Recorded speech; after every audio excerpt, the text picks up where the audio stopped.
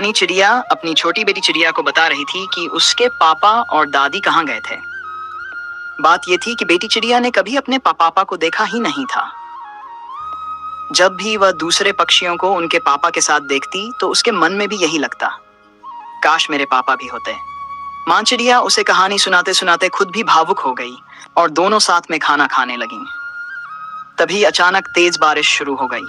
बारिश इतनी तेज थी कि बस गर्जने और टपकने की ही आवाजें सुनाई दे रही थीं। बारिश का पानी उनके घोंसले के अंदर आने लगा और देखते ही देखते उनका छोटा सा घर टूट गया। चिड़िया माँ बेटी ये सब देखकर घबरा गई तो वे फौरन उड़कर दूसरी जगह एक सुरक्षित जगह पर चली गईं। उड़ते उड़ते उन्हें नीचे एक घर जैसा दिखा। दोनों पास गईं और गौर से देखा कि यह घर किसका है। माँ चिड़िया धीरे से खिड़की के पास बैठी और अंदर झांक कर बोली, अरे ये घर तो किसी और चिड़िया का लग रहा है, देखते हैं यहाँ कौन रहता है। तभी वहां दो कौए रहते थे। माँ चिड़िया ने उन्हें देखा और धीरे से बोली, अरे ये तो कौओं का घर है। वाह भैया, मैं और मेरी बेटी, हम दोनों को बस आज के लिए यहीं रहने दे दीजिए। हमारा घर बारिश की वजह से टूट गया है, हम लोग कल सुबह ही नया घर बना लेंगे। कौवा भैया, मेरी छोटी सी बेटी चिड़िया पर दया कीजिए। पर कौए ने तुरंत मना कर दिया और बोला, हमारे घर में जगह नहीं है, तुम कहीं और देखो। माँ चिड़िया और बेटी चिड़िया दोनों पूरी तरह थक चुकी थीं, इसलिए वे कहीं और उड़ भी नहीं सकती थीं। इसलिए दोनों कौए के घर के बाहर ही रुक गईं।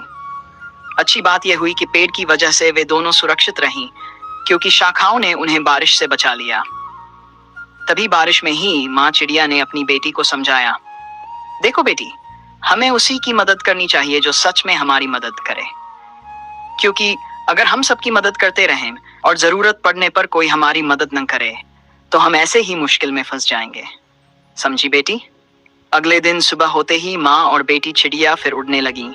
दोनों ने मिलकर नया घर बनाने का फैसला किया। वे घास कुबरी और सूखे तिनके लेकर आईं और एक सुंदर सा नया घोंसला बनाया। इस बार उनका घर पहले से भी ज्यादा मजबूत और सुंदर था और फिर दोनों माँ बेटी खुशी खुशी उस नए घर में रहने लगी।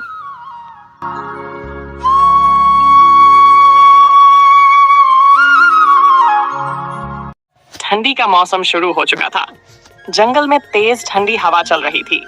टुनटुनी चिड़िया ने अपने पंखों से दो छोटे बच्चों, एक बेटा और एक बेटी, को ढक कर रखा था।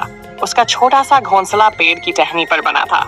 पति पत्नी दोनों ने मिलकर पत्तों और सूखी टहनियों से घर बनाया था, लेकिन घर छोटा था और ठंडी के दिनों में हवा बहुत तेज चलती थी।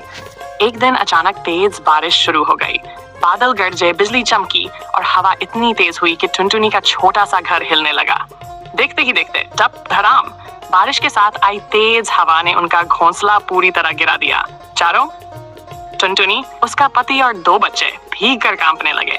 टुनटुनी रोते बोली, हमारा घर टूट गया, अब बच्चों को कहाँ ले जाएं? उसका पति बोला, चलो, जिनकी हमने कभी मदद की है पहले उन्हीं के पास चलते हैं, शायद वे हमारी मदद कर।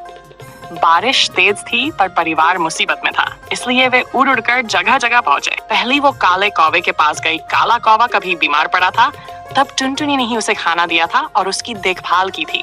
टुनटुनी को पूरा भरोसा था कि कौवा उनकी मदद करेगा। टुनटुनी ने कांपती आवाज में कहा, कौवा भाई, हमारा घोंसला टूट गया है, बच्चे भीग रहे हैं, थोड़ी सी जगह दे दो जब तक बारिश रुक जाए। कौवे ने बोला, मेरी जगह पहले से भरी हुई है और इतनी ठंड में मैं किसी को अंदर नहीं रख सकता, तुम आगे जाओ। टुनटुनी की आंखों में आंसू भर आए। बच्चे और तेज रोने लगे, फिर भी वे आगे बढ़े। दूसरी बार टुनटुनी चिड़िया तोते भाई के पास मदद मांगने गई। उसने कहा, हम लोगों का घर बहुत कमजोर हो गया है, तुम यहाँ नहीं रह सकती। फिर टुनटुनी आखिर में चील राजा के पास गई।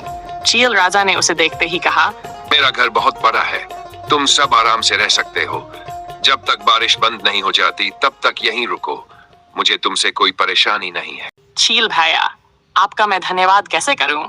मेरे बच्चे ठंड से कांप रहे थे, आपने मेरे बच्चों और हमें बचा लिया है।